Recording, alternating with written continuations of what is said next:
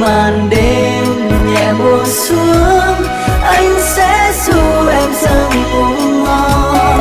Anh sẽ như là cơn gió làm em quên hết bao muộn phiền.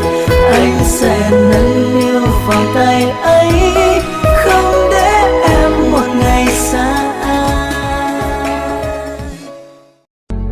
Đành vậy thôi chia tay hôm nay vì ai đã quay lưng rồi.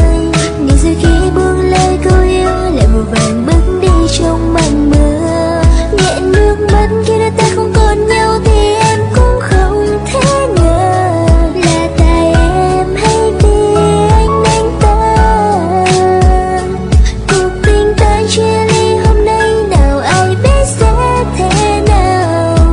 Vì lòng tin em không còn đây thì tình vỡ tan vậy thôi. Chợt nhận ra hôm nay tình yêu đã xa rất xa, đây còn lại nỗi đau riêng mình em.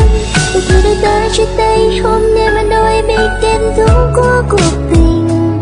Vậy thì hôm nay buông lời đành phải chấp nhận là đã tan.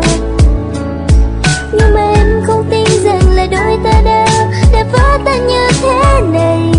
Để lòng buông tay cho anh bước đi cùng người kia. Người yêu ơi, yêu mình anh được không? Từ giờ và sau này xua lại nơi mùa nắng là ngày ta xung vầy.